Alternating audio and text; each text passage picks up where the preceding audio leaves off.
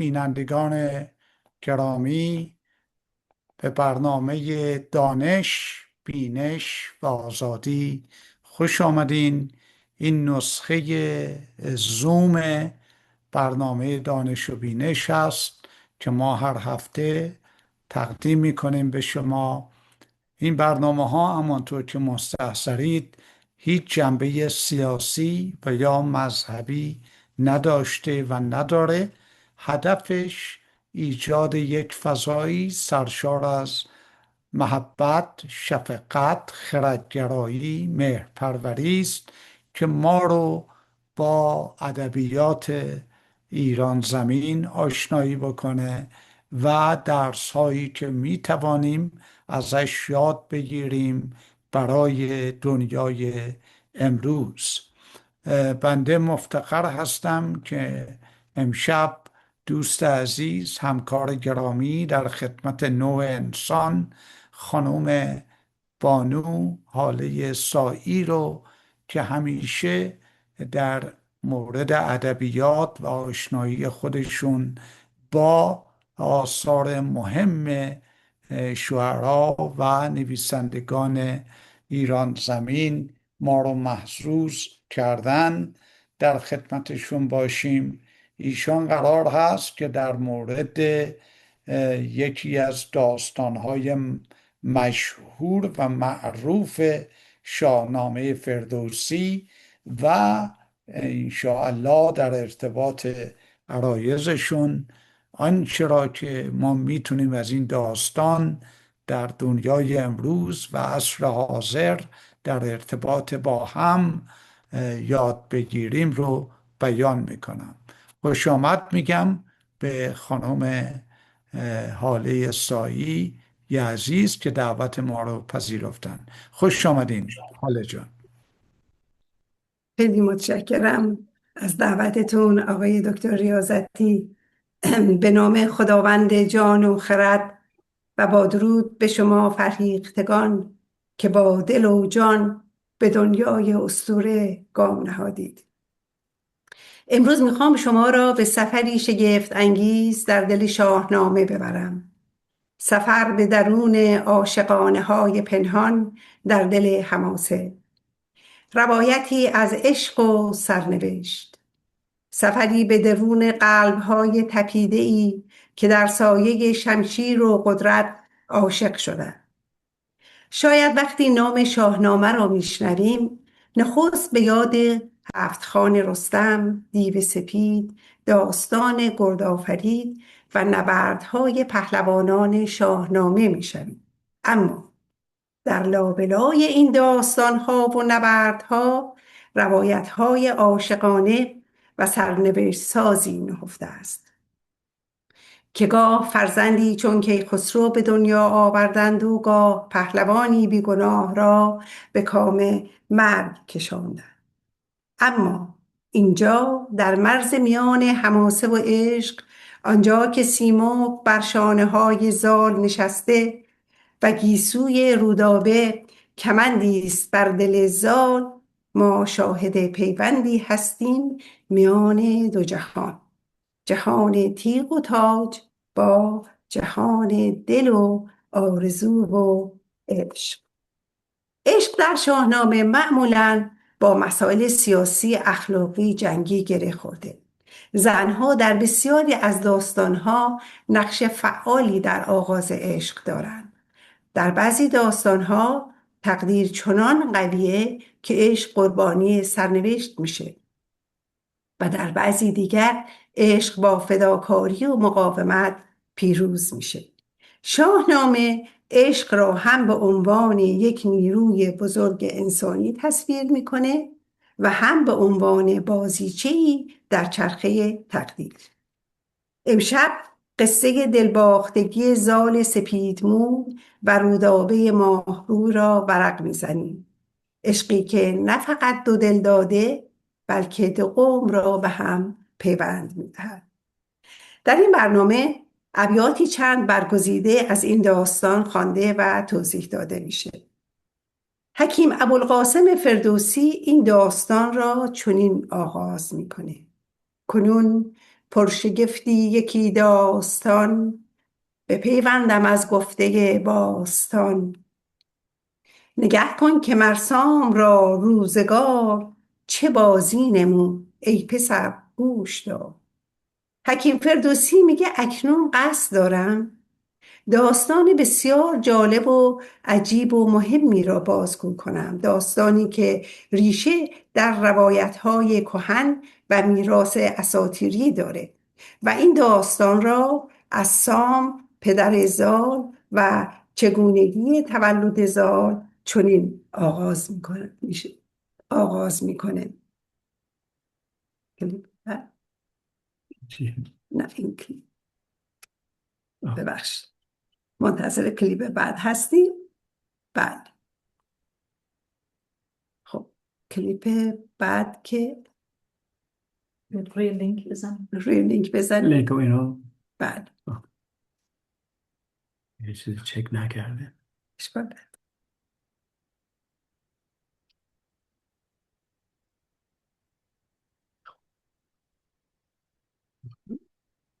به تماشای این برنامه بنشینید. بیایید با ما همراه شوید تا با هم به عمق شاهنامه بریم.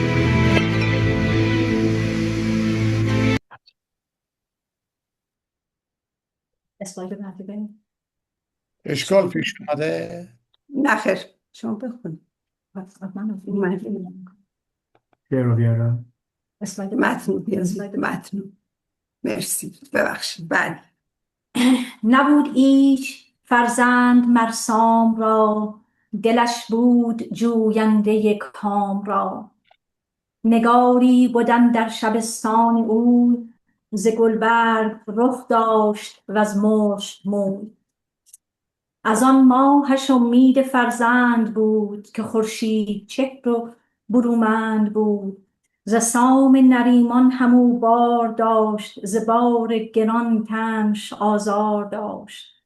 ز مادر جدا شد بر آن چند روز، نگاری چو خورشید گیتی فروز. به چهره چنان بود تابنده شید، ولیکن همه موی بودش سپید. حکیم فردوسی داستان را چنین آغاز میکنه از سام. میگه سام نریمان که در داستانهای شاهنامه نمونه کامل یک پهلوان کهنه و از نژاد گرشاسب در زمان منوچهر شاهه، در حسرت داشتن کودک به سر میبرد و با در نظر گرفتن اینکه در آن زمان پهلوان فقط تنها با زور و قوت نبود، بلکه پهلوان کسی بود که دلش بزرگتر از قدرتش بود. تنها یک جنگجو نبود، بلکه ترکیبی از قدرت، اخلاق، سیاست و مسئولیت اجتماعی به شمار می‌رفت و سام یکی از این پهلوانان بود. یک چنین پهلوانی آرزو داشت که کودکی داشته باشه، که نگاری زیبارویی دلربایی در شبستان از او باردار میشه و فرزندی چون خورشید چهره را به دنیا میاره. وقتی که بچه به دنیا میاد با تمام زیباییش فقط یک ایراد داشت و اون این بود که موهای سپید داشت. حال ببینیم که کسی این خبر را چگونه به سام خواهد گفت. بعدی کسی سام یل را نیارست گفت، که فرزند پیر آمد از خوب جفت. یکی دایه بودش به کردار شیر، بر پهلوان اندر آمد دلیر. پس پرده تو در ای نامجوی، یکی پور پاک آمد از ماه روی. تنش نقره سیم و رخ چون بهشت، برو بر نبینی یک اندام زشت. از آهو همان کش سپید است موی، چنین بود بخش تو ای نامجوی. خبر تولد یک چنین کودک را کسی جرأت نداشت که به سام بگه. چرا؟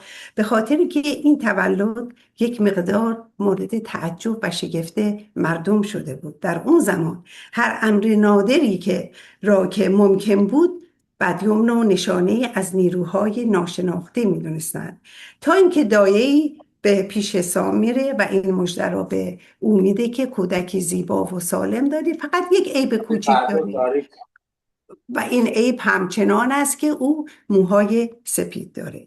حال ببینیم که چگونه ایشون میخوان کودک خود را ببینن.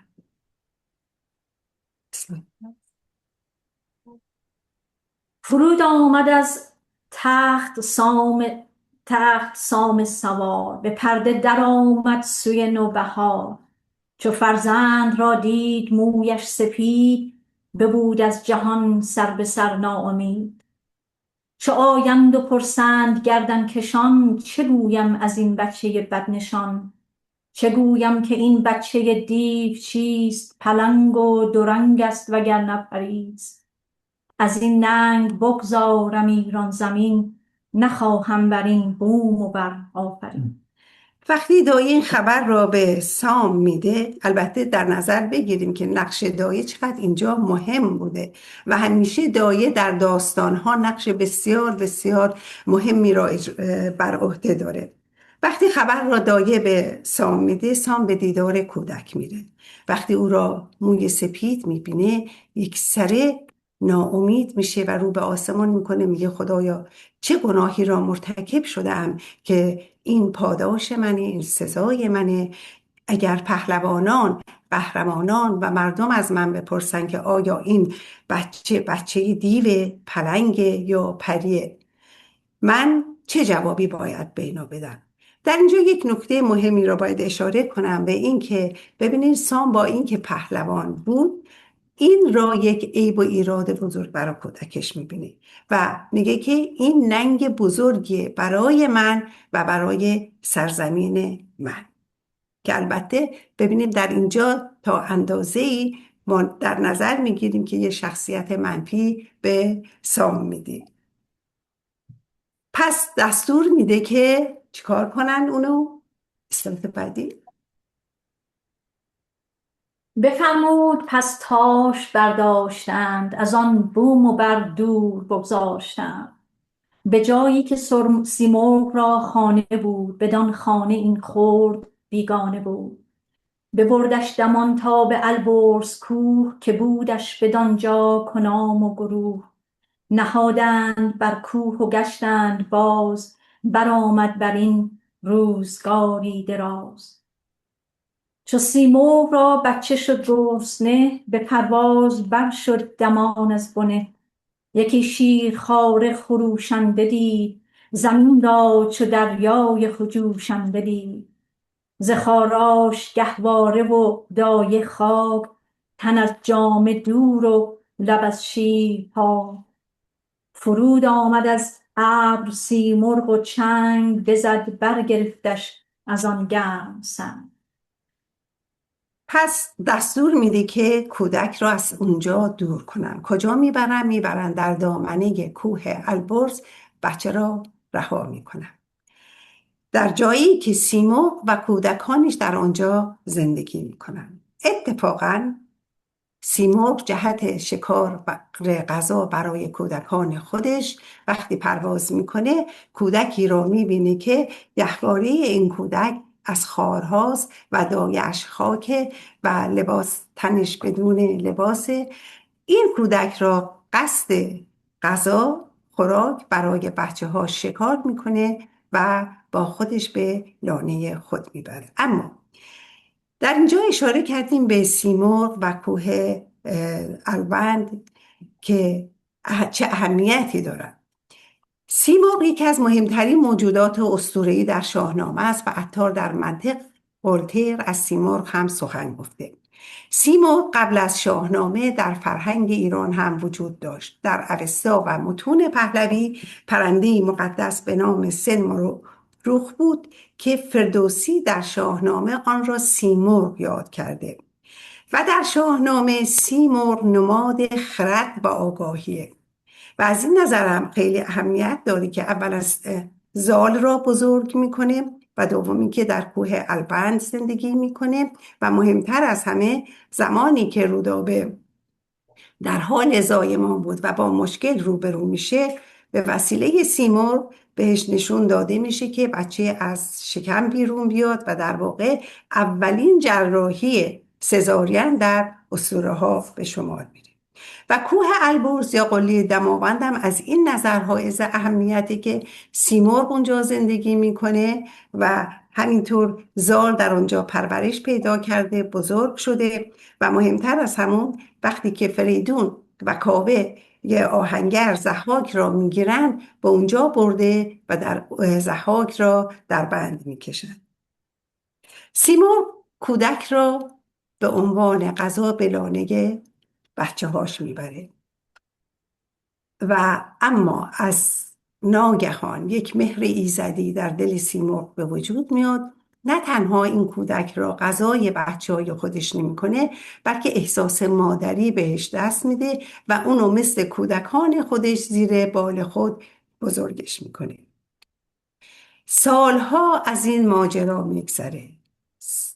زال اونجا بزرگ میشه، جوان میشه، جوانی دلیر و تنومند و خردمند و شهرت زیبایی او و خردمندی و تنومندی او در همه جا میپیچه. اتفاقا پدرش سام رویایی درباره زال میبینه. شبی از شبان داغ دل خفته بود، ز کار زمانه برآشفته بود. چنان دید در خواب کز هندوان، یکی مرد بر تازی اسب دوان. ورا مژده دادی به فرزند او، بر آن برز شاخ برومند او. اتفاقا شبی سام در خواب میبینه که به او مژده میدن که فرزندش جوان و دلیر و برومند شده و صبح که از خواب بیدار میشه تعبیر خوابش را میپرسه. موبدان او را سرزنش میکنن که تو بچه بیگناه خود را در کوه رها کردی، حتی حیوانات هم یک چنین کاری را نمیکردن. بار دیگه باز خواب میبینه سام. در خواب میبینه که از کوه هند پرچمی نمایان میشه و غلامی با لشکرش که در سمت راست و چپ آن موبد و خردمندیه با سردی و با خشم سام را خطاب میکنند که ای مرد ناپاک، شرم از خدای نکردی که کودکت را رها کردی؟ تو چه پهلوانی هستی که کودک تو را مرغ دایش باشد؟ و اگر سپید مو عیب بزرگی است، تو را ببین که موی سرت سپید شده و این خود عیب بزرگی است برای تو. وقتی سام از خواب بیدار میشه در دیدار حسرت کودک به طرف کوه میره تا کودک خود را پیدا کنه. همراه لشکرش به اونجا میره. اتفاقا سیمرغ او را میبینه و چون اون کوه پر از خار بود و مشکل بود بسیار که بالای کوه برن، سیمرغ میاد به زال خبر میده، میگه که پدر تو اومده دنبال تو و تو باید بری پیش پدرت. زال قبول نمیکنه، میگه که من اصلا اونا رو نمیدونم، دنیای من با اونا خیلی فرق میکنه. ولی سیمرغ میگه نه، تو باید بری، تو باید پهلوانی را یاد بگیری، تخت کیانی را یاد بگیری و با اونها بزرگ بشی. بالاخره سیمرغ زال را راضی میکنه و میگه که من 2 تا از پرامو به تو میدم و هر وقت تو به من احتیاج داشتی اینا را بسوزون، من به کمک تو میام و تو را دستان مینامم. سام وقتی دستان رو میبینه او را زال نام میذاره به عنوان اینکه موهاش سفید بود و این زال کم کم نامش به زال زر، یعنی کسی که موهای سپید بر اثر زیباییش بهش میگن زال زر. او را در آغوش میگیره و از او استقبال میکنه. از طرفی منوچهرشاه خیلی مشتاقه ببینه این کودکی که در کوه و دشت رشد کرده چگونه فردی هست. پس به سام میگه که دستور میده که بره پیش منوچهرشاه و در اونجا منوچهرشاه از اینها استقبال میکنه و برای شادباش دیدار سام و زال یک عهد نو و فرمان نو نگارش میکنه و فرمان روایی زابلستان را به سام میده. سام و زال به اونجا میرن و پس از 1 هفته شادی و جشن برپا کردن منوچهرشاه یک فرمان به سام دوباره میفرسته که تو باید به گرگساران و مازندران راهی بشی برای جنگ و دفاع از کشور. زال از این موضوع بسیار ناراحت میشه، از پدرش گلایه میکنه که تو مرا از مادر و سیمرغ جدا کردی، الانم منو تنها میذاری. سام میگه این دستور منوچهرشاهه و من باید عملی کنم. در عوض من تخت فرمان روایی زابلستان را به همراه تاجش در اختیار تو میذارم و تو تا میتونی از بزرگان و پهلوانان آموزش ببین، با مردم مهربان باش. زال بدین ترتیب آداب پهلوانی، سپاهیگری، سخن گفتن، شکار کردن را به طور کامل یاد میگیره. سپس قصد میکنه که در حوالی فرمانروایی خود گردشی بکنه و اونجاها را بشناسه و آگاهی پیدا کنه که گذرش به کابل میرسه. بله، همون جایی که داستان عشق زال و رودابه شروع میشه. وقتی به کابل میرسه، فرمان روای کابل شخصی است به نام مهراب شاه که هر سال باج و خراج به سام و منوچهرشاه میده، از نژاد ضحاکه. وقتی میفهمه که زال اونجاست، به دیدار زال میره و از زال هم دعوت میکنه که یک شبم زال به دربار مهراب شاه بره، ولی زال قبول نمیکنه. مهراب شاه ظاهرا خیلی ناراحت میشه که زال چرا دعوت اونو قبول نمیکنه، اما در دل خود زال را تحسین میکنه نسبت به وفاداری او نسبت به سام و منوچهرشاه، چون خود زال بهش میگه من اگر بیام اونجا احتمالاً منوچهرشاه خشمگین میشه و سام نیز ناراحت میشه. دلیلش هم این بود که اونا از نوادگان ضحاک بودن و دینشون گویا بودایی بود و اینا دین مهری و آیین میترایی داشتن و اونها را تقریباً میشه گفت که کافر میدونستن. در هر صورت قبول نمیکنه. مهراب شاه برمیگرده میره به کابل. وقتی میره اونجا را ترک میکنه، زال برمیگرده به همراهانش میگه که من مهراب شاه را فردی عاقل و لایق دونستم و کسی بهتر از اون نمیتونه فرمانروای کابل باشه. خیلی از اون تعریف میکنه که یک دفعه همراهانش ببینیم چه چیز دیگه ای را اضافه میکنن که از کابل و خوبی های اونها. یکی نامدار از میان مهان چنین گفت که ای پهلوان جهان، پس پرده او یکی دختر است که رویش ز خورشید روشن‌تر است.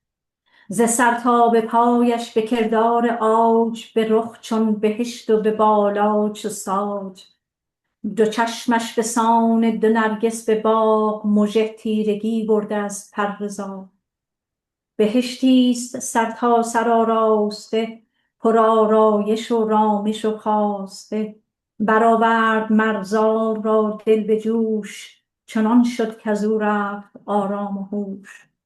دل زال یک بار دیوانه گشت، خرد دور شد عشق فرزانه گشت. چه یک نوار موزیک گوش میدیم؟ نه لینک منتظر هستیم یک آهنگی که استاد شجریان اینو خوندن، همین اشعار رو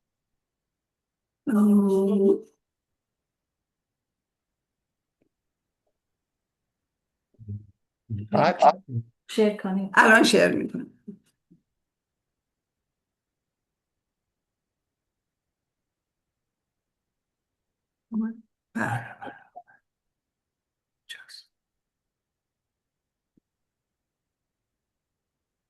بله، با صدای زیبای استاد همایون شجریان این قسمتی که خونده شد میشنوید.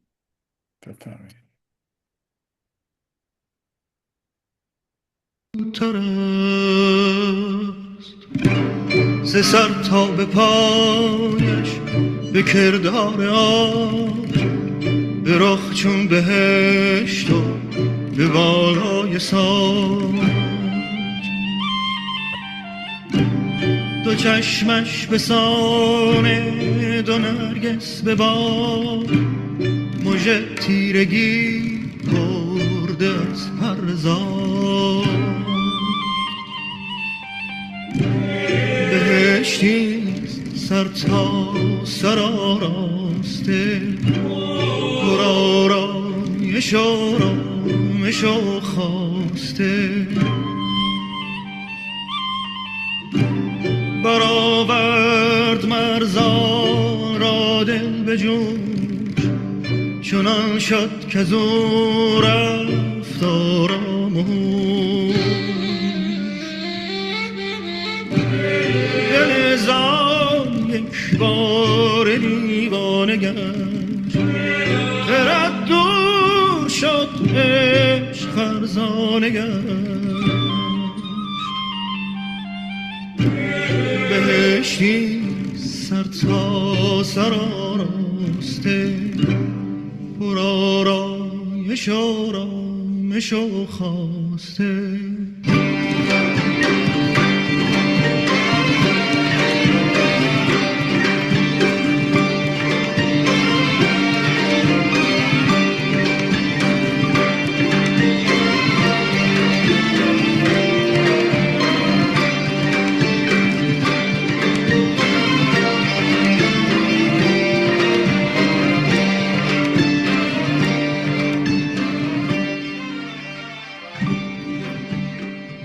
بله، وقتی که زال از مهراب شاه تعریف میکنه، یکی از نامداران بهش میگه که علاوه بر این که مهراب شاه خیلی پرده خوبیه، در سراپرده او دختری زیبا هست که اسمشو البته اینجا نگفت که بعداً میگه به نام رودابه، دختری که روش همانند خورشید زیباست و تیرگی مژه‌هاش از پر زاغ هم سیاه‌تره. و شروع میکنه از زیبایی و جمال و کمال و هوش رودابه تعریف کردن. زال وقتی اینها رو میشنوه کم کم احساس میکنه که نسبت به این شخص یک احساسی داره، یک مهری در دلش احساس میکنه و هرچی بیشتر اونو تعریف میکنن این عشق در دل زال بزرگتر میشه و احساس میکنه که واقعا عاشق رودابه شده، به طوری که خرد ازش دور میشه و عشق جای فرزانه و عقل او را میگیره. از طرفی مهراب شاه هم به کابل میره و سیندخت ببینیم از او در مورد زال چه سوالی میکنه. چه مرد است این پیر سرپور سام، همی تخت یاد آیدش گر کنام. چنین داد مهراب پاسخ بدوی، که ای سرو سیمین بر ماه روی. بگیتی در از پهلوانان گرد، پی زال زر کس نیارد سپرد. دل شیر نر دارد و زور پیل، دو دستش به کردار دریای نیل. سپیدی مویش بزیبد همی، تو گویی که دلها فریبد همی. چو بشنید رودابه آن گفتگوی، برافروخت و گلنارگون کرد روی. دلش گشت پر آتش از مهر زال، از او دور شد خورد و آرام و حال. وقتی مهراب شاه به کابل میرسه، سیندخت که همسرشه میگه خب تو رفتی آن پیرسر، چون موهاش سفیده او را پیرسر خطاب میکنه، دیدی چگونه فردی بود. مهراب شاه میگه که ای سرو سیمین بر ماه روی. این جمله را در نظر بگیریم که چقدر فردوسی در شاهنامه برای زن ارزش قائله که همسر ایشون او را زیبارو و سرو سیمین خطاب میکنه. در جوابش مهراب شاه میگه که ای زیباروی من، در دنیا از پهلوانی کسی مثل زال نمیشه. دل شیر داره و قدرت فیل را داره و در بخشش و نیکویی همتایی نداره و اون سپیدی موش نه تنها عیبی برای اون نیست، بلکه به زیبایی اون هم اضافه کرده، انگار که این موی سپید مخصوص اوست. وقتی مهراب شاه اینجوری تعریف میکنه، رودابه که آنجا بوده کم کم اونم احساس میکنه که مهر این شخص به دلش میشینه و مثل زال یک رویایی از تصویری از او را در فکر خودش مجسم میکنه و واقعا احساس میکنه که دیگه عاشق زال شده. این دو عاشق هم میشن بدون اینکه همدیگر را ببینند. جا باز یک نوار داریم گوش میدیم. با صدای استاد شجریان.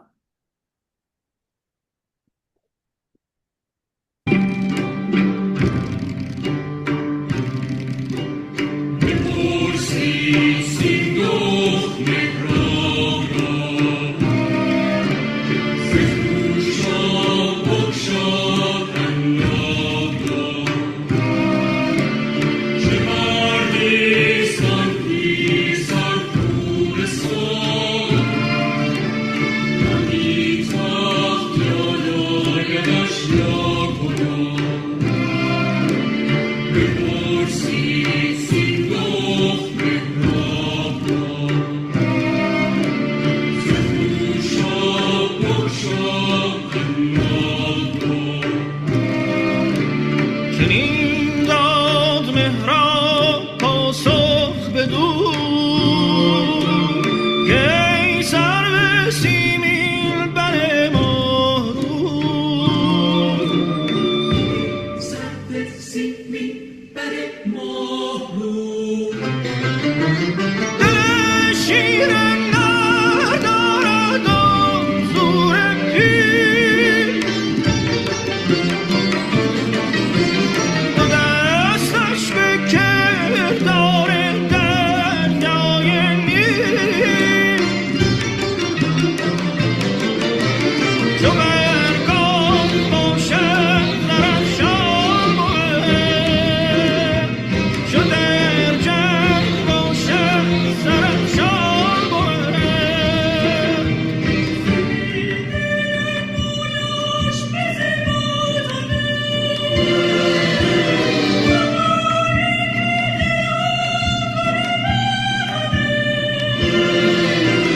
سپیدی مویش بزیبد همی،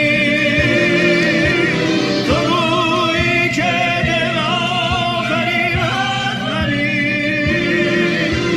چو بشنید رودابه این گفتگو، برافروخت گلنار گشت روی.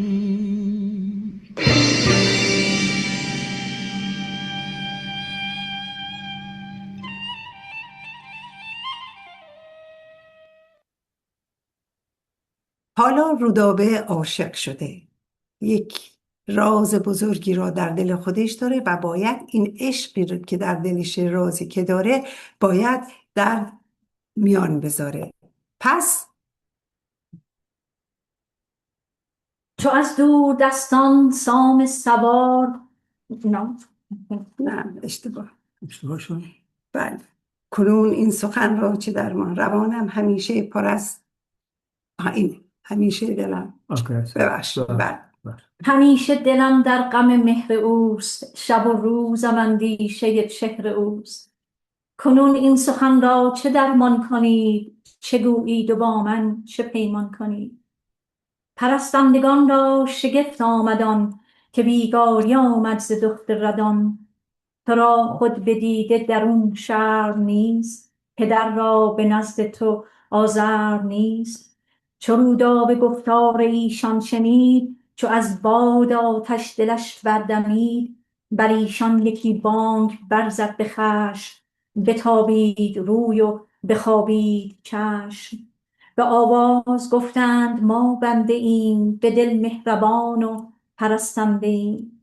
برفتند هر 5 تا رودبار، ز هر بوی و رنگی چو خرم بهار. همی گل چدند از لب رودبار، رخان چون گلستان و گل در کنار. نگه کرد دستان ز تخت بلند، بپرسید کین گل پرستان کیند. رودابه که عاشق شده، پرستندگان خودش یعنی ندیمه های خودش رو صدا میزنه و راز عشق خودش را به اونا میگه. پرستندگان خیلی تعجب میکنن و شروع میکنن اونو سرزنش کردن که تو دختر شاه کابل عاشق کسی شدی که در کوه بزرگ شده و اونو سیمرغ بزرگ کرده، موی سپید داره، در حالی که تو این همه عاشقان زیبا و زیاد داری.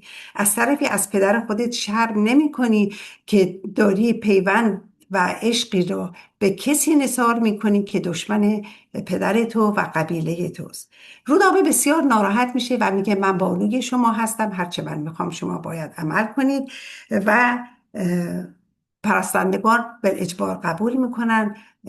گلهای لباسهای زیبایی به تن میکنن، گل‌آرایی میکنن. با عنوان چیدن گل به محلی که زال در آنجا خیمه زده بود و برای شکار رفته بود به اونجا میرن.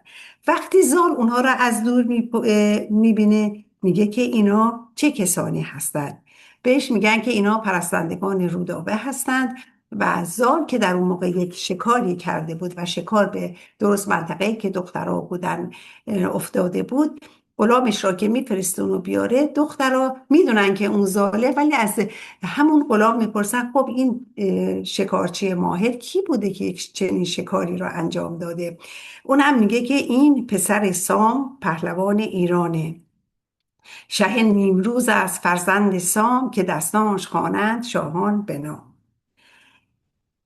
وقتی اینو میگن پرستندگانم زود از فرصت استفاده کرده و میگن تو خبر نداری اگر این دستان پسر سام پهلوانه بانوی ماهرویی هست چون خورشید درخشان صورتشه. وصف زیبایی او را میکنن، میگن که ماهی است محراب را در سرای به یک سر ز شاه تو برتر به پای، که این ابیات همینطور ادامه پیدا میکنه. بالاخره بعد از ملاقات ها، حرفا، گفتگوهای بسیار زیاد، پرستندگان زال را بهش میگن که راه مخفی بهت نشون میدیم و به دیدار رودابه باید. البته من بسیار دارم مختصر به خاطر موقعیت و اینجوری مطرح میکنم. زال هم مشتاقانه به دیدار رودابه میره. وقتی رودابه اونو از دور میبینه، چو از دور دستان سام سوار پدید آمد آن دختر نامدار. دو بیجاده بگشاد آواز داد که شاد آمدی ای جوان مرد شاد. سپهبد کز آن گونه آوا شنید نگه کرد و خورشید رخ را بدید. چنین داد پاسخ که ای ماه چه درودت ز من آفرین از سپهر.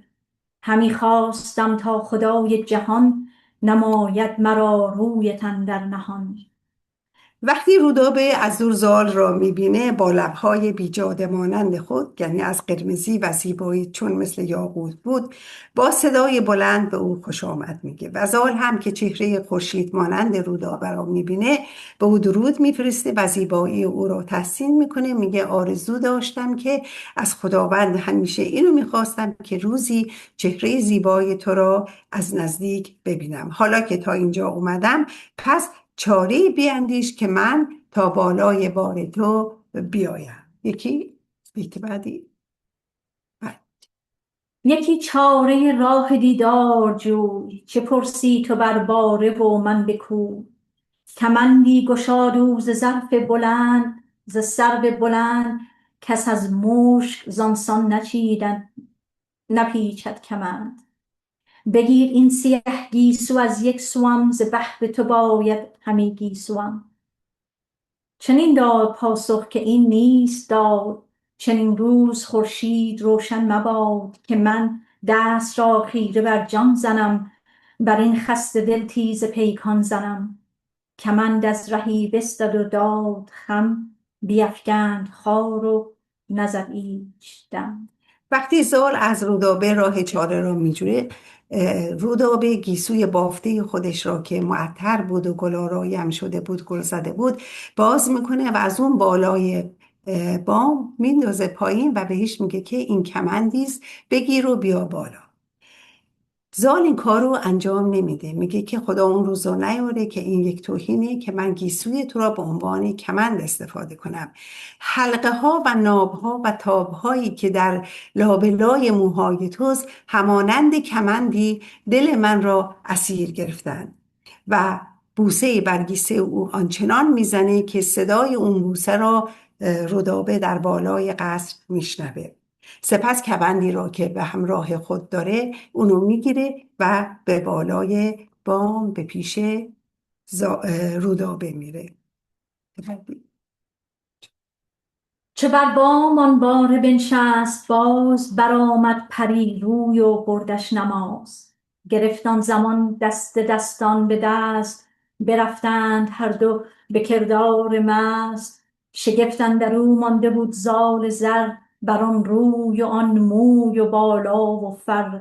همان زال با فر شاهنشهی، نشسته بر ماه بر فرهی. همی بود بوس و کنار و نوید، مگر شیر کو گور را نشکرید. وقتی بر بام اون باره میشینه میرسه پیش رودابه، رودابه با احترام از او استقبال میکنه و دستان را میگیرد. اینجا دستان کنایه از همون زال هستش و یک هنر و صنعت ادبی که فردوسی در اینجا به کار برده. دستان یعنی دست زال را میگیره، هر دو مست هم میشن و راز و نیاز عاشقانه آنها شروع میشه، با هم راز و نیاز میکنن، اما در بوسه و در آغوش هم میشن. منتها زال شیری نبود که شکار خود را تصاحب بکنه و در واقع اون حدود و محدودیت و حرمت عشق خود را بین خود و رودابه را نگه میداره و بعد میگرده بهش دلیلش را هم میگه. سپهبد چنین گفت با ماه روی، که ای سرو سیمین بر و رنگ بود. شبم پیش یزدان ستایش کنم، چو ایزد پرستان نیایش کنم. مگر کو دل سام و شاه زمین، بشوید ز خشم و ز پیکار و کین. جهان آفرید بشنود گفت من، مگر کاشکارا شوی جفت من. بدو گفت رودابه من همچنین، پذیرفتم از داور کیش و دین. که بر من نباشد کسی پادشاه، جهان آفرین بر زبانم گواه. جز از پهلوان جهان زال زر، که با تخت و تاج است و با زیب و فر. همی مهرشان هر زمان بیش بود، خرد دور بود آرزو پیش بود.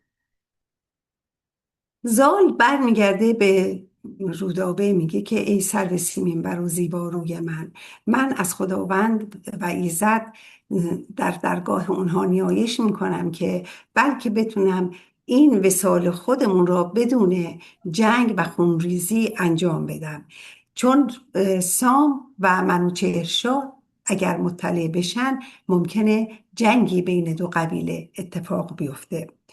پس بهتره که من تو را به عنوان جفت خودم آشکارا به اونا معرفی بکنم و تو آشکارا همسر من بشی. ولی عهد میکنم، به قول میدم که این وصال ما به خوبی و خوشی تموم خواهد شد. رودابه هم در عوض میگه که منم به تو قول میدم که همسر کسی نشم جز تو. این دوتا با هم عهد و پیمان را میبندن و روز بعد زال برای حل این مسئله به پیش موبدان میره که چگونه این موضوع عشق خود و رودابه را به پدرش سام و منوچهر بگه. زبان تیز بگشاد دستان سام، لبی پر ز خنده دلی شادکام. چنین گفت که از داور راد و پاک، دل ما پر امید و ترس است و باک. جهان را فزایش ز جفت آفرید، که از یک فزونی نیاید پدید. به گیتی بماند ز فرزند نام، که این پور زال است و آن پور سام. کنون این همه داستان من است، گل و نرگس و بوستان من است. همه کاخ مهراب مهر من است، زمینش چو گردان سپهر من است. دلم گشت با دخت سیندخت رام، چه گوینده باشد بدین رام سام. وقتی زال از پیش رودابه برمیگرده و پیش موبدان برای مشورت میره، اول ایزد را ستایش میکنه، به گونه‌ای ستایش میکنه که موبدان شگفت زده میشن که نشون بده او هم یک ایزد پرسته. به اونها اشاره میکنه، میگه که ایزد آیینش اینه که همه چیز رو جفت خلق کرده برای بقای نسل ها. پس برای اینکه نسل ما هم بمونه، من هم نسل خود را که از نسل بزرگان هستم حفظ کنم، یعنی از نژاد جمشید هستم، نیازی که همسری انتخاب کنم و این فرمان روایت بتونه ادامه داشته باشه. پس من هم عاشق شدم و میخوام با رودابه ازدواج بکنم. شما باید راه حلی پیدا کنید که من این رو به سام و منوچهر بدم. ما بدان مشورت وقتی حرف زال را میشنون بهش میگن تنها راهش اینه که تو یک نامه خودت برای سام به پدرت بنویسی. زال یک نامه بسیار هوشمندانه که شاید 70-80 بیت فردوسی فقط راجع به این نامه زال به پدرش می نویسه که من به طور خیلی مختصر میگم. ضمن اینکه نامه را می نویسه از پدرش محترمانه یاد میکنه، از دلاوری‌های او را یاد میکنه و بعد یادآور این میشه که دوران کودکی او چگونه بوده و در ضمن یادآور این هم میشه که سام وقتی او را دیده بود بهش قول داده بود که خواسته های او را همیشه برآورده کنه. حالا پدر، خواسته من اینه که با رودابه ازدواج کنم، پس تو با این ازدواج موافقت کن. سام وقتی نامه رو میخونه خیلی تعجب میکنه. اول میگه خب معلومه بچه‌ای که در کوه پرورش پیدا کرده و سیمرغ بزرگش کرده، بیشتر از این هم انتظار ندارم.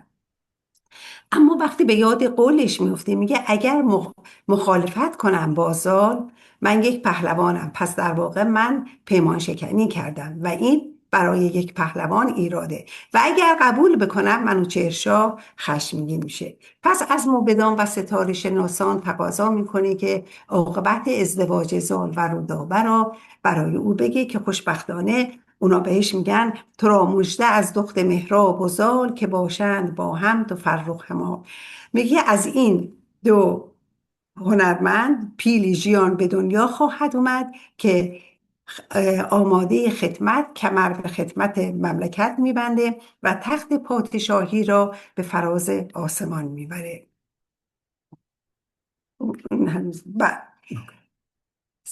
وقتی این خبر اینجوری تعبیر میشه، زال فوراً سام این پیام را به زال میفرسته. زال هم از خوشبختی اون را به رودابه میفرسته. رودابه هم از خوشحالی هدیه هایی تهیه میکنه که به زال بفرسته که در اینجا سیندوق مادر رودابه متوجه این موضوع میشه و وقتی جزئیات را میپرسه رودابه میگه بله، من و زال با هم عهد و پیمان بستیم که با هم ازدواج کنیم، ولی سعی میکنیم که این ازدواج با جنگ و جدال نباشه. سیندوق بسیار ناراحت میشه و وقتی مهرابشاه از سیندوق ناراحتی اونو میپرسه، سیندوق ماجرا را تعریف میکنه. مهرابشاه بسیار عصبانی میشه و آماده میشه که برای جنگ و میگه رودابه را همین الان بیارین که من میخوام سخت تنبیهش کنم. سیندوق میگه نه، آروم باش، صبر کن. سیندوق اینجا خیلی نقش مهمی داره، نقشش کوتاهه ولی بسیار بسیار مؤثره.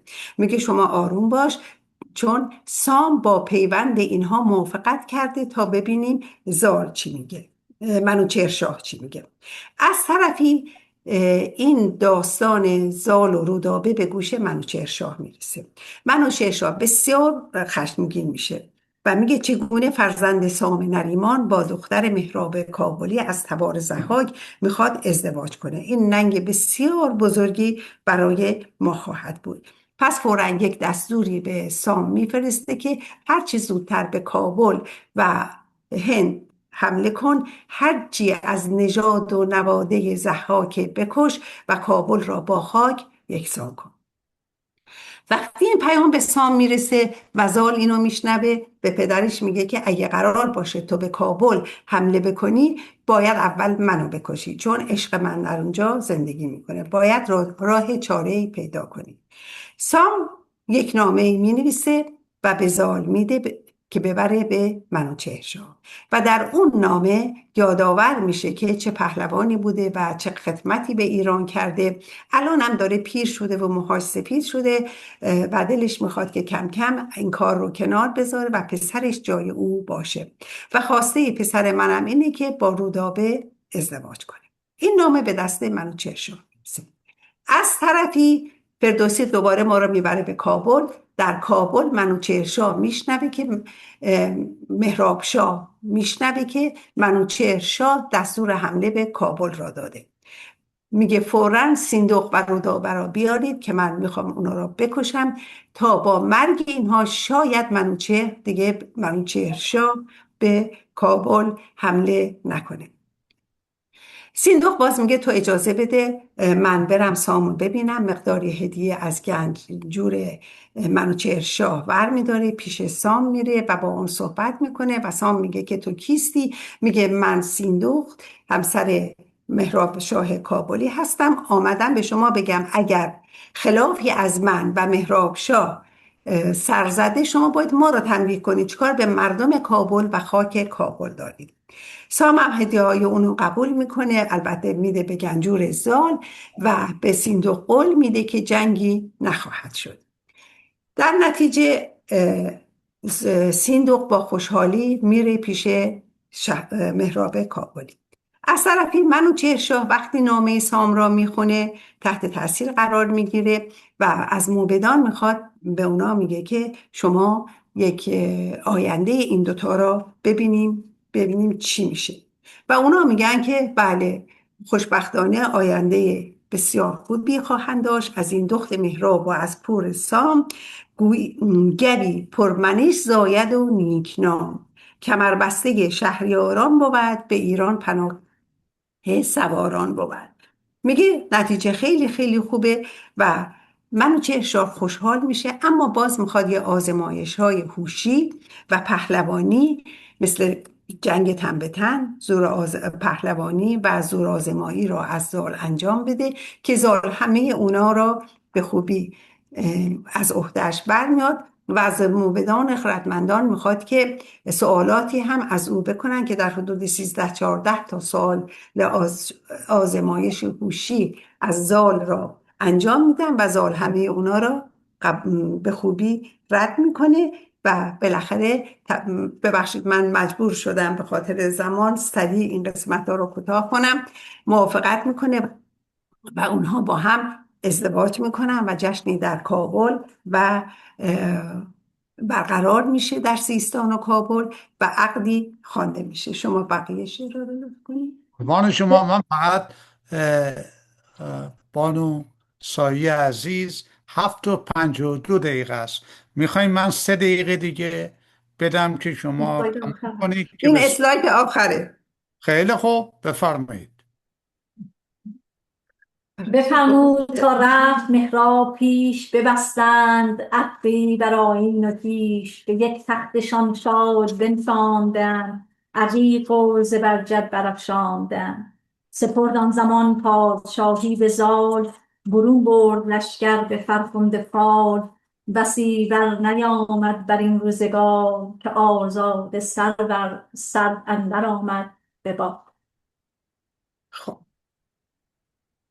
بسیار خوب، یک اشاره بکنیم چون آقای دکتر ریاضتی شما در عنوان برنامه اضافه کرده بودید که چه مفاهیمی از این داستان ما در عصر امروز خواهیم داشت، درسته؟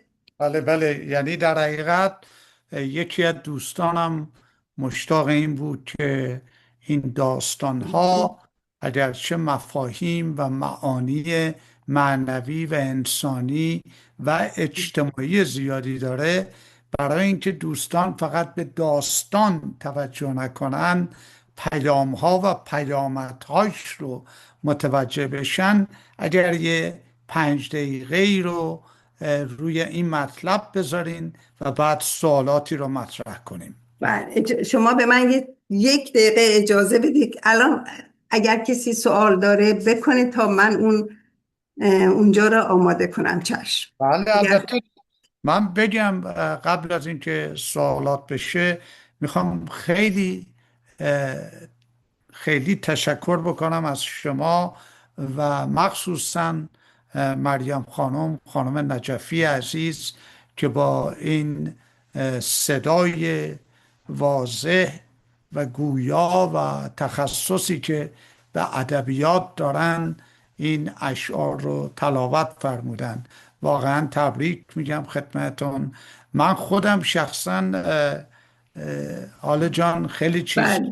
از این داستان یاد گرفتم. قبلا هم این رو بررسی کردم. مسائلی مثل مشورت، احترام به والدین و اینکه چگونه ازدواج بین اقوامی که مثل هم نیستن، که بعضی ها مشرک و کافرن و این نشون میده که اینا انسانیتشون مطرح بوده.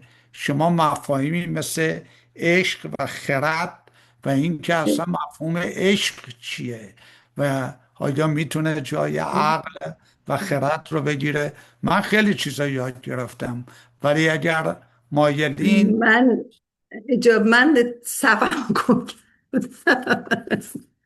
شما یه ذره صحبت کنید، سوالا رو من ببینم اون پیجی که نوشته بودم کجاست.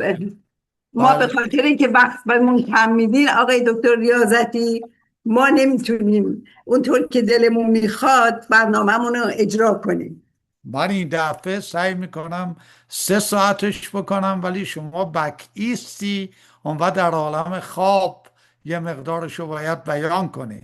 اینه که همون 1 ساعت خوبه. اجازه بدیم پس سوالات بشه. امکان داره پاورپوینت رو ورداریم حالا که دوستان رو ببینیم و سوالا رو مطرح کنیم. ببین من اینجا نوشتم با قرمز نتیجه و تشکر. پاورپوینت رو بعد خیلی هم خوب، خیلی هم خوب. حالا اجازه بفرمایید. جایی که من خود نه اون نیست، من میتونم اشاره. اولا که یکی همونطور که شما اشاره فرمودید مشورت کردن، اندیشیدن و با عشق مسائل حل میشه. چطور که اینا مشورت میکنن با موبدان و با صبوری بدون اینکه عشق خودشون رو ناپاک بکنن عشق پاکی را به ثمر میرسونن و ثمرش چی میشه؟ ثمره یک چنین عشقی باعث میشه که فرزندی چون رستم به دنیا میاد که شاهنامه واقعا پر از رستم و کارهای او میشه. از طرفی اشاره شد به این موضوع که وقتی که زال به دنیا اومد پدرش اونو طرد کرد. طرد کردن او از سرزمین خودش، طرد کردن، دور کردن او از مادرش. چرا؟ چون موهاش سفید بود. در جامعه امروزی این مفهوم را میرسونه که تفاوت‌های ظاهری و عقایدهای متفاوت نباید باعث بشه که ما اون شخص را طرد بکنیم. از طرفی دیگر اگر انسان پهلوانی چون سامم باشه، قدرتمندترین پهلوانا باشه، نمیتونه جلو تقدیر را بگیره. یعنی سام با اون همه قدرتش نمیتونست بگه که بچه من حتما باید سالم باشه، مثلا مشت سفید نباشه. پس در مقابل تقدیری که به ما مقدر میشه از طرف خداوند هیچ گونه نمیشه باهاش مبارزه کرد. و همینطور قضاوت مردم، قضاوت کردن در مورد کسی هیچ وقت نمیتونه مانع موفقیت یک فرد بشه. زال موهاش سفید بود، طرد شده بود و مردم اونجوری قضاوتش میکردن، ولی عاقبتش چی شد؟ عاقبتش این شد که فرزندی به دنیا آورد مثل رستم که شاهنامه را شاهنامه کرد. و از طرف اشاره به این میکنه که یک پهلوان هم میتونه اشتباه بکنه.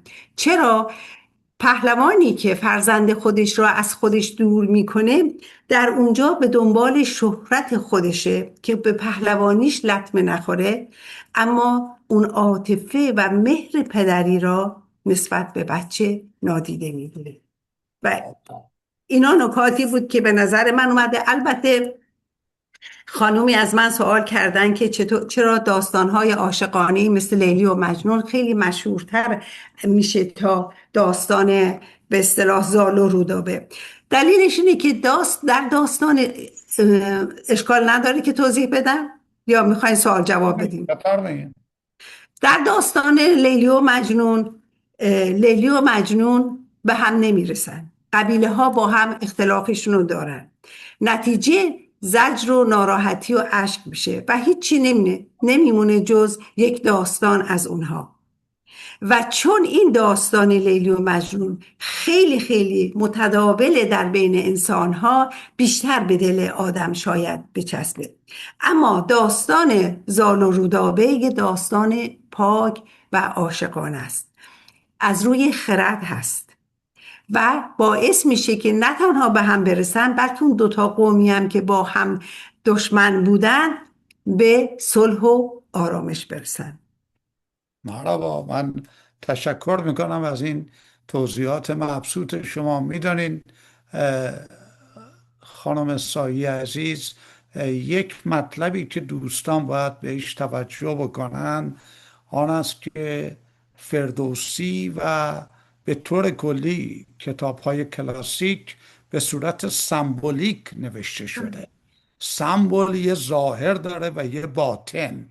مردم معمولا یا به ظاهر از باطن که اصل غافل میشن یا آنقدر دنبال باطن میرن که از رواید ظاهری خودشون رو محروم میکنن. ما هدفمون این است که این هر دو در نظر گرفته بشه و شما به درستی و به وضوح توضیح دادین. اجازه بدین سوالات رو ببینیم چی هست. منیر خانم سعدی خوش آمدین، بفرمایید. خیلی ممنون.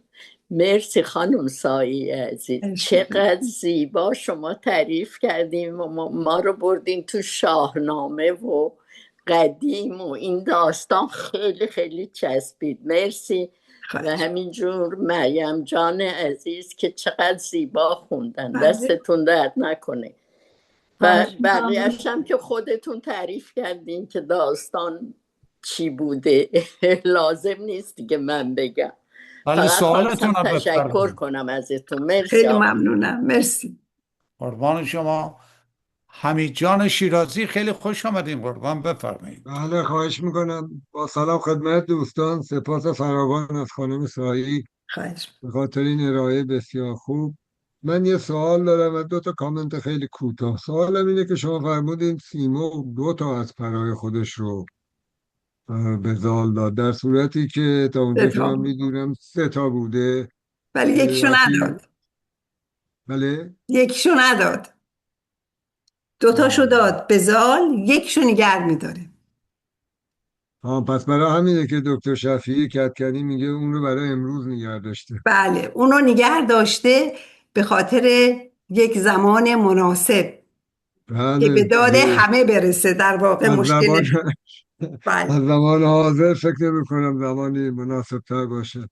در اصل خیلی ممنون. اگر اجازه بدید من 2 تا توضیح هم اینجا بدم. یکی در مورد سیندخته که اخیراً یه مصاحبه خانم ماندانا زندیان کرده و به عنوان شنیدین مصاحبه را یکی از خردمندترین زنان شاهنامه ازش یاد کرده. خیلی مصاحبه جالبیه و جالبه که این شخصیت دست دوم شاهنامه است ولی خیلی خوب مطرح شده.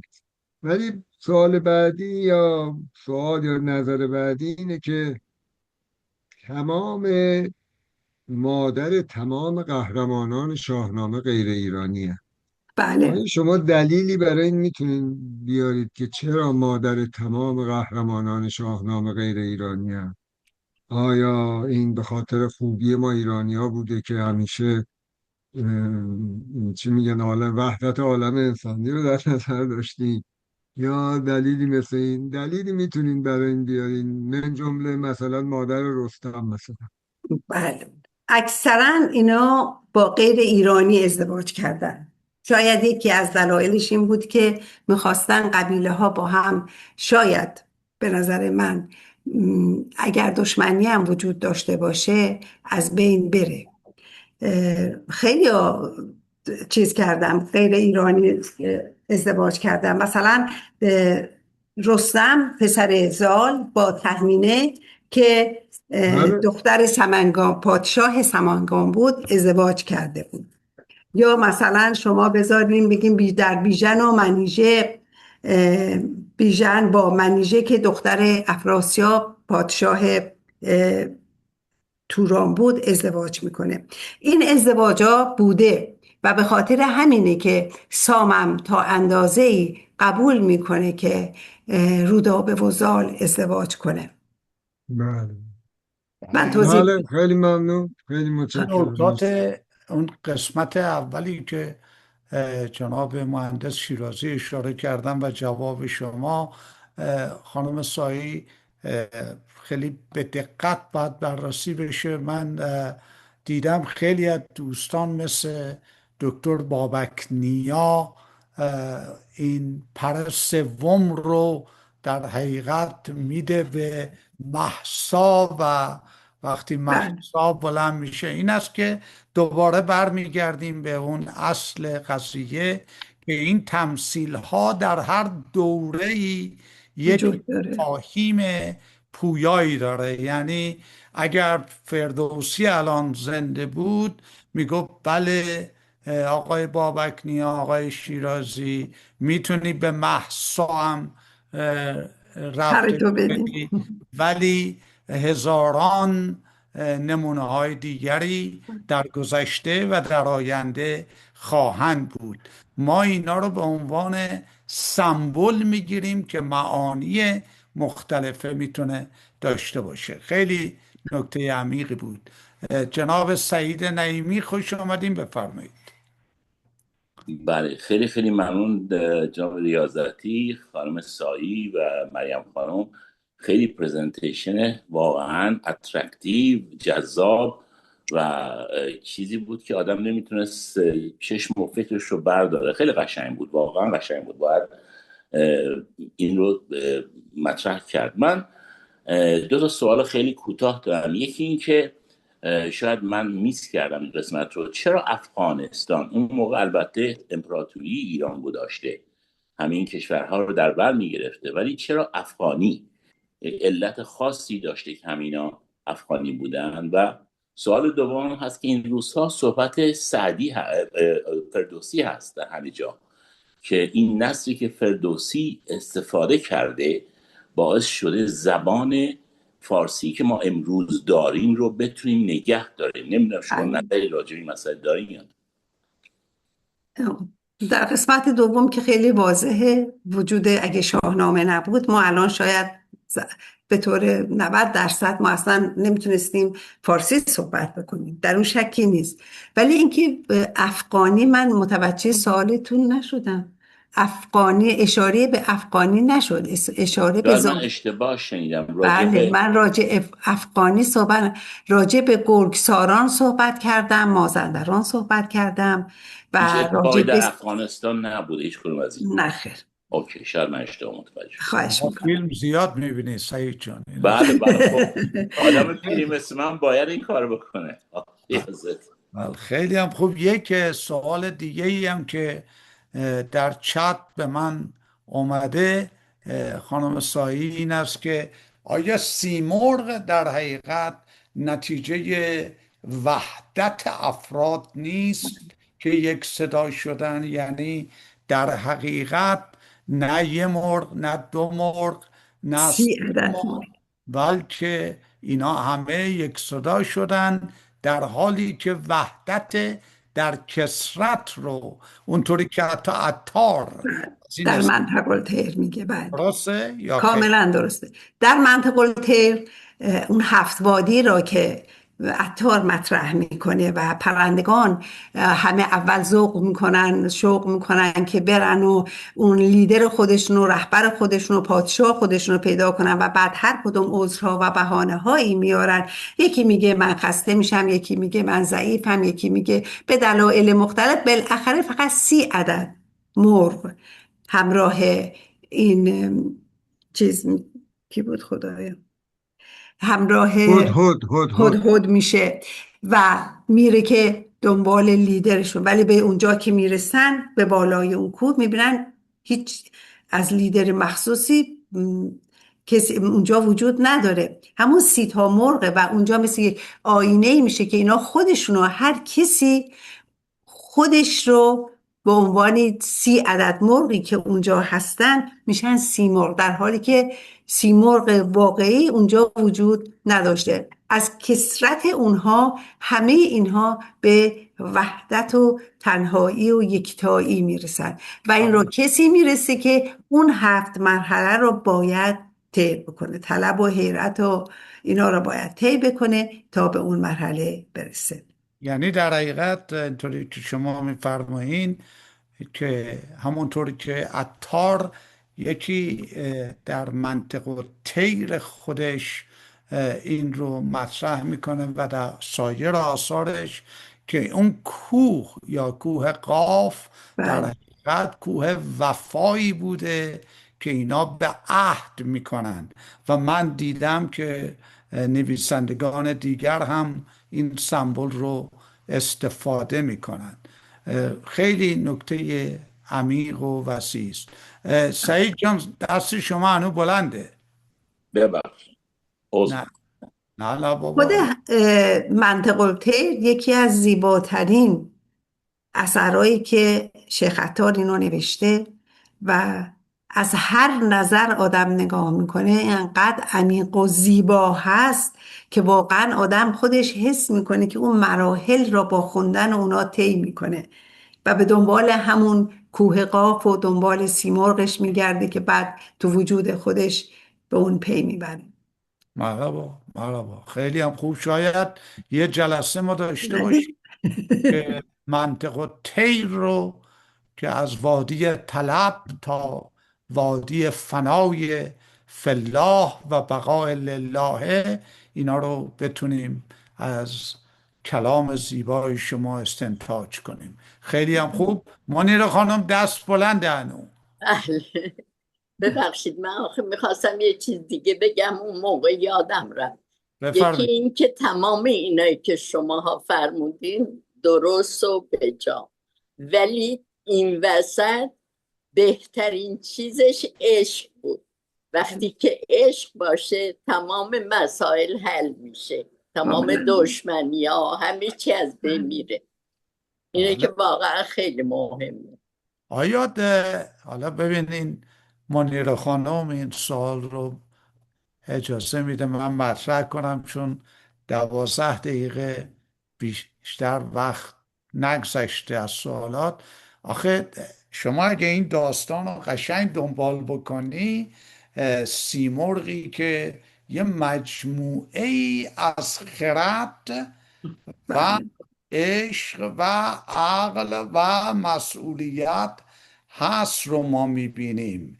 یعنی در حقیقت شما عشق رو جنبه فقط احساسی بهش نمیدی، یک مفهوم عالی تری داره که اون رو من تا اونجایی که میدونم حال جان راهنمایی کن.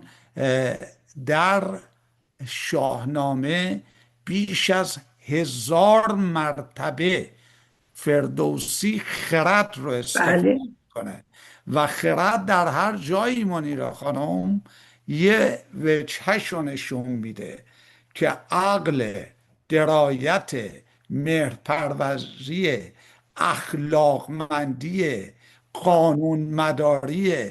یعنی اینکه عشق رو هوا نیست که من یکی رو میبینم عاشقتم، ولی خب اگر عاشق با خردمندی تو هم نباشه نتیجه نمیده. نظر شما چیه حال خانم؟ بله خود فردوسی هم میگن که به نام خداوند جان و خرد دیگه که از این برتر اندیشه بر نگذرد. آفرین. حالا آیا شما خرد رو که عقل نمیبینی؟ حالا خانم خیلی ها عقل دارن خرد ندارن. بله. خرد رو شما چجوری میبینی؟ خرد میشه گفت از روی اندیشه خوب، آگاهی. من اونجوری میبینم. عقل خداوند به همه عقل داده، به فرض همه عقل دارن، ولی خرد کسیه که بتونه تشخیص بده تا اندازه خوب و بد رو، به نظر من، و آگاهی داشته باشه. بله. عقلی که باید فکر کنم، باید در موردش آدم فکر بکنه که اصلا فکر کنه که عقل داره اولا یا نه، آیا عاقل هست یا نه. یعنی میتونه قدرت تشخیص فقط خوب و بد را میتونه بده، ولی خرد من فکر کنم خیلی عمیق‌تر از عقله. بله ببینین، میگویند یکی از نویسندگان مشهور میگوید که لسان خرد میگوید هر که دارای من نه دارای هیچ، از هر که هست بگذرید و مرا بیابید. یک تحقیقی که میشه، میگن اینشتین، که آیا همه قبول دارن که این دانش خوبی داشته، ولی وقتی الان مقالاتی می نویسن دربارهش میگن خردمند بوده. خردمندی رو در این میبینن که بتونی بازآفرینی بکنی، یعنی بله. که آن چی، و این رو در داستان شاهنامه زیاد میبینین: بازآفرینی، تشویق کردن، خود ستایی نداشتن. دقت میفرمایید، یعنی خرد یه مجموعه است به جای یک صفت خاصی که ما اشاره کنیم. خب هنوز دستت بلنده منیره خانم، بیاریمش پایین یا نه؟ خیلی خوب، دیگه چی؟ بذار پس من پیکاپ میکنم اگه شما. بیژن خان ظاهر، دکتر ظاهر، خوش آمدی. بفرمایید ببینیم شما چه استنباطی میکنید از این مفاهیم. مطمئن که چرا دال و رد کرده پس نداشته، آیا اون رو به عنوان لعنتی از خدا چی شد؟ گفتم براشون بعد صفحه اول منو پیدا کنی. چی شده؟ دعوا حال خانم؟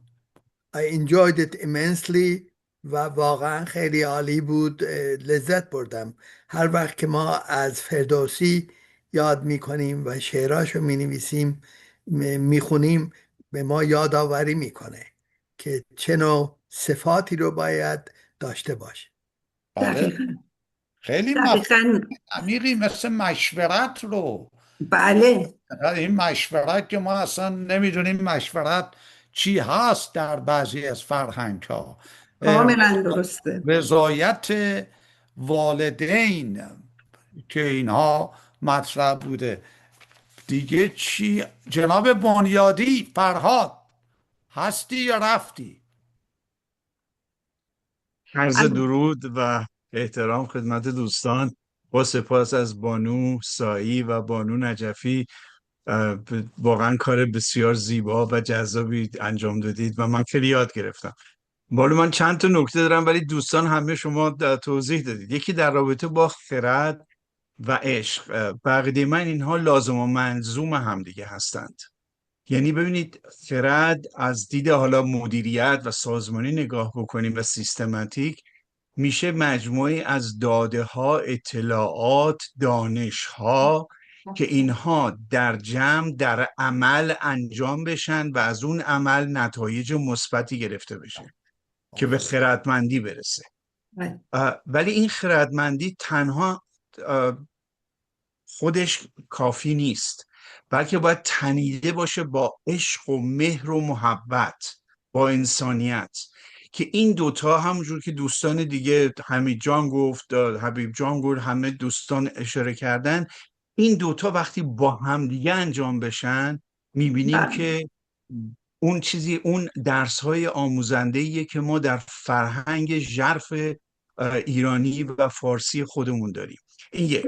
دو، همین جانم یه نکته رو گفتن خیلی جذابه، یعنی از دید من هم همینه که ما ایرانی ها واقعیت تعصب برای اینکه با اینکه خیلی افتخار میکنیم ایرانی هستیم، خیلی غرور داریم که ایرانی هستیم، ولی تعصب ضدیت با اقوام، نژادها و دیگر انسان ها نداریم، بلکه همون که شما فرمودین، ما اصلا در اساس تفکرمون به وحدت عالم انسانیه.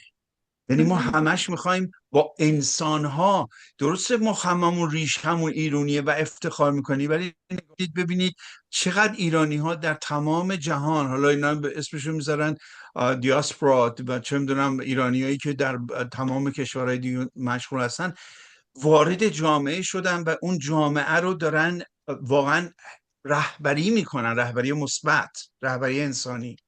و خب اینا یه مواردیه که ما واقعا باعث افتخار و چجوری خدمتتون، با اینکه من خودم من 47 سال ایران نبودم، نرفتم، یعنی از ایران اومدم 47 سال پیش بیرون، ولی خب چند بار رفتم به خاطر بعضی از کارهای پروژه‌ای در ایران. واقعا اینا یه چیزاییه که جای دیگه خیلی کمتر، من نمیگم نیست، ولی کمتر میبینیم. و من باعث افتخارم به عنوان ایرانی که از فردوسی، از رودکی، فردوسی، حافظ، سعدی، خیام و واقعا ما درس یاد بگیریم و ببینیم چجوری میتونیم آینده هم ایران رو به شکوفایی برسونیم و هم آینده انسانیت رو. سپاسگزارم از که گوش کردید. ممنون. همین جان بفرمایید. بله، من فقط یه نکته میخوام بگم روی سخنم بیشتر با شما. بحث بر سر اینه که به عقیده من توجه فردوسی به سایکولوژی انسانی هیچ وقت محققان ایرانی روش کار نکرد. الان بریم داستایوفسکی میگن این قبل از اینکه نویسنده باشه در واقع یه دونه روانشناس بوده. حالا دلیلش هم خدمتتون میگم. یعنی به عقیده من هیچ کس مثل فردوسی شخصیت خودکامه رو معرفی نکرده. در داستان اسفندیار، در داستان سیاوش، یعنی واقعا روی خودکامگی که هنوز بحث امروز ما خیلی کار کرده و واقعا شخصیت هایی که میگه خیلی به مسائل روانیشون توجه میکنه و من تعجبم چرا تا الان، شاید هم کار کرده من خبر ندارم، روانشناسای ایران روی این بخش از شاهنامه کار نکرده. احتمالا خود شما باید کار کنید. خیلی ممنون. یعنی اینو که میگم من خیلی دقت کردم روی این موارد، به خصوص اون جایی که مثلا یارو پسرشو میکشه برای اینکه در قدرت بمونه. بله من خبر خوشی که میخوام به شما بدم همین جانان است که یه عده الان هستن که آثار ادبی ایران رو، مخصوصا آثار منسوب به فردوسی، منسوب به حافظ و سعدی رو از دیدگاه روانشناسی دارن بررسی میکنن که در حقیقت نشون میده از یک طرف این نویسندگان چقدر عارف بودن به روابط انسانی و شخصیت هایی که ما باهاش روبرو هستیم. ولی من به مرور زمان همین جان نتایج زحمات بعضی از این دوستان رو میارم اینجا و ازشون هم دعوت میکنم. بله خیلی من ممنون میشم. به عنوان مثال روانشناسی قهرمانان رو هیچ کس مثل فردوسی بررسی نکرد. بله آفرین. این روانشناسی با روانشناسی که با شخصیت من خیلی فرق داره. خیلی ممنون. آفرین. این جناب شیرازی علاوه بر این که همشهری حافظ و سعدی و ایناست، حالا مثلا خیلی روشن دل و روشن فکر و عمیق و من افتخار میکنم که ایشون حاضرن و از بیاناتشون مستفیض میشیم. خانم فری توالی بفرمایید قربان. خوش آمدین. درود بر شما دکتر ریاضتی، درود بر خانم سایی و درود بر همه دوستانی که امشب در برنامه شرکت دارم و من افتخار دارم که همراهشون باشم. دکتر ریاضتی، سوال من از خانم سایی این است که چرا هیچ وقت شاهنامه رو در مدارس ما تدریس نکردن و نمی‌کنن، در حالی که بارها و بارها به اصطلاح صاحب نظران همونطور که آقای مهندس شیرازی گفتن توضیح دادن که شاهنامه باید در مدارس تدریس بشه، چون خیلی مطالب در شاهنامه هست که به درد جوانان ما، به درد ایران ما، به درد آینده ما میخوره. هیچ وقت اینطور نشد. چرا هیچ وقت شاهنامه رو تدریس نکردن، در حالی که ما خیلی چیزای مثلا بدون مفهوم، شاید کتابا و درس هایی که اصلا هیچ فایده ای برای بچه ها نداشت، حتی خود من بعدا فراموش کردم اصلا چی شد، تدریس میشه ولی شاهنامه تدریس نمیشه. حتی در دانشگاه، حتی در دوره های عالی تر یا در دوره از پایین تا به بالا باید شاهنامه تدریس بشه در مدارس. ممکنه خواهش کنم به من یه توضیح بدین در این مورد؟ خیلی ممنون. حالا جان آنمیوت کنید.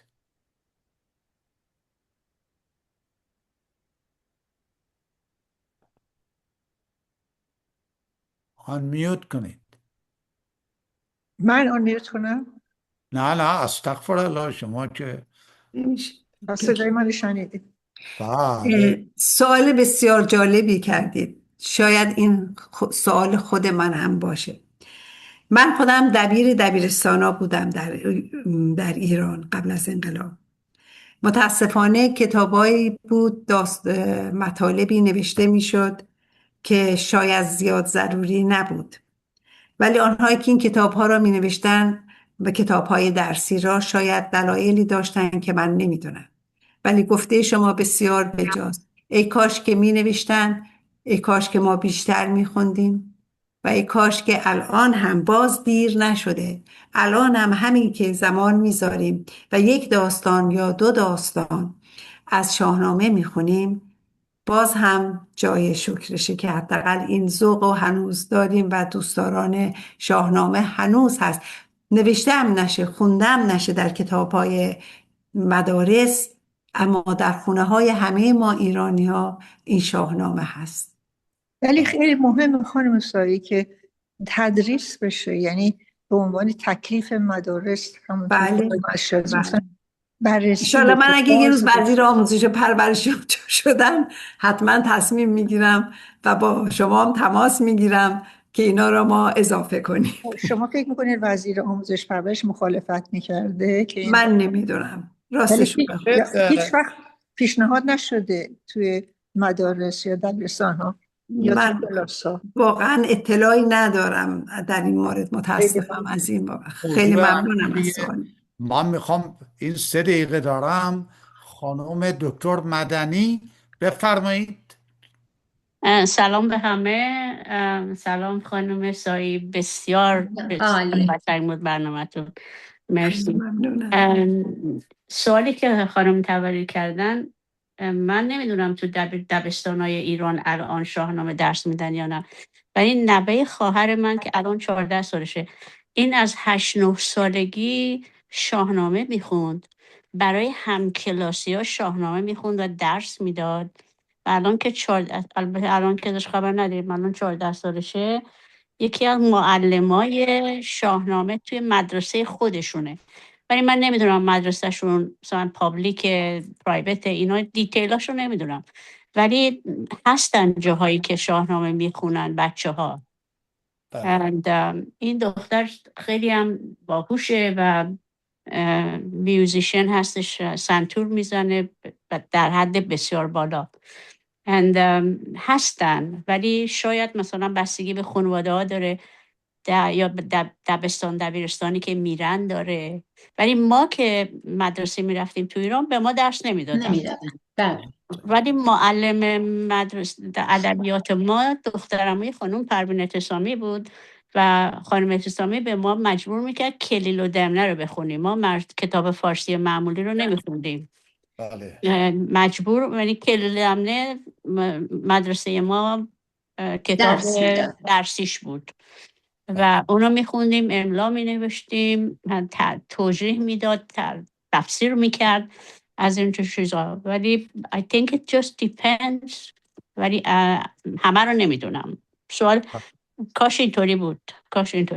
کاش. حالا البته میدونین یه تحقیق خیلی کوچیکی که بنده کردم نشون میده تعصبات دینی همیشه یکی از نتایج مضرش این بوده که هر چیزی که میخوای و به نفعت فقط توی همین کتابای مذهبی و دینیه و شما نری چیزای دیگه بخونی و اخلاقتون خراب میشه. بله، اینه که شما دقت بفرمایین.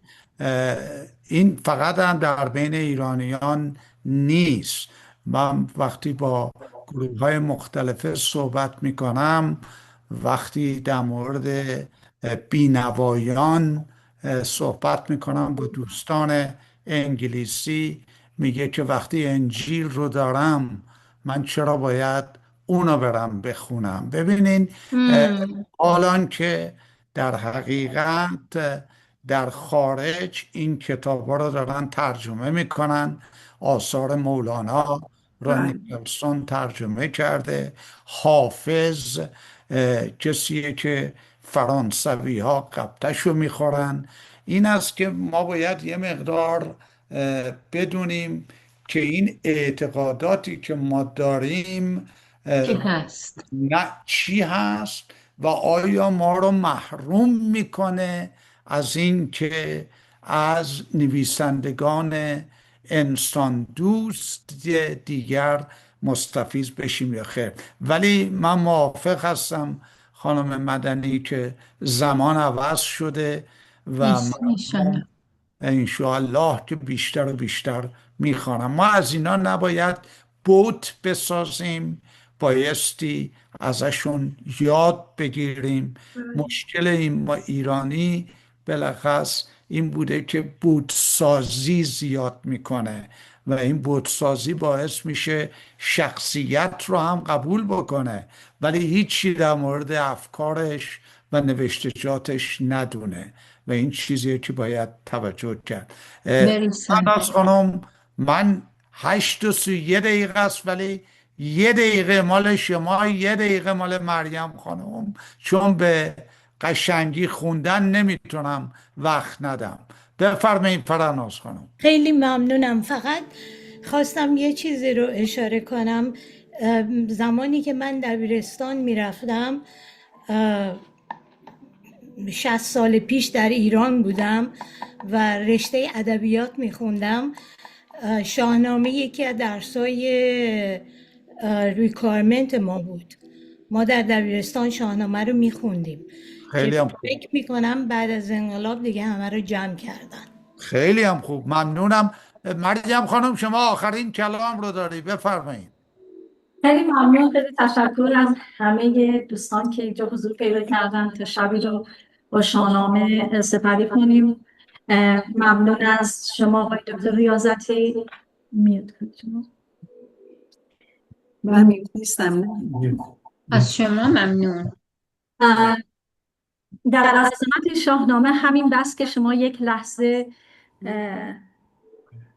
تصور کنید که بخواید یک جمله یا شاید چندین جمله رو 100% با کلمات فارسی بگید، بسیار کار مشکلی خواهد بود. حساب کنید که فردوسی زمانی که تصمیم گرفت، شاید جواب سوال اون دوست عزیزی باشه که گفتن چرا شاهنامه اصلا به ذهن فردوسی رسید و علت این بود که فردوسی سعی کرد از یک قالبی استفاده بکنه که زبان فارسی رو زنده نگه بداره و از 2 وسیله بسیار مهم استفاده کرد. یکی از قوه تخیل و داستان که داستان سرایی و داستان گفتن بهترین راه ارتباط هستش برای انتقال یک فرهنگ، برای انتقال یک ایده و برای انتقال یک تفکر. بنابراین از داستانگویی و از زبان شعر که به زیبایی میتونه انتقال فرهنگ، معانی، اندیشه، پیام از یک شخص به شخص دیگری باشه. بنابراین از زبان داستان و از زبان شعر استفاده کرد تا هدف زنده نگه داشتن زبان فارسی رو بهش برسه. منتها حساب کنید که واقعا چه زحمتی رو کشید که 50 تا 60 هزار بیت رو بتونه به تمامی به 100% به زبان فارسی و واژه‌های فارسی ارائه بده. واقعا شاید باید جزء یکی از درس‌های مجزا در مدارس فارسی باشه، در واحدهای دانشگاهی، در دوره ابتدایی تا دبیرستان واحدی به اسم واحد شناسنامه، واحد شاهنامه در کنار واحدهای درسی مثل ریاضیات، علوم و زبان فارسی باشه. بسیار ممنون از توجه همه شما عزیزان. شبتون بخیر. قربان شما. Thank you. تشکر میکنم حالا خانم سایی عزیز و شما عزیزانی که شرکت کردین، سوال کردین و این بحث رو ما ادامه میدیم به کمک مریم خانم و حال خانم عزیز. شبتون بخیر و ممنون از جناب نواب عزیز، همکار گرامی خودم. خدا نگهدار. مرسی حال جان عزیز، خیلی ممنون حال جان و مریم خانم، خیلی ممنون، خیلی ممنون. God bless you. مرسی. بسیار برنامه جالب. The best. خیلی ممنون. خواهش میکنم و این قلب ها هم نثار شما. مرسی. Love you. نباشید، خیلی زحمت کشیدید حال جان. مرسی، خیلی ممنون. خیلی خواهش میکنم، خیلی ممنون. مرسی از شرکتتون. شب همگی خوش. شب خوش.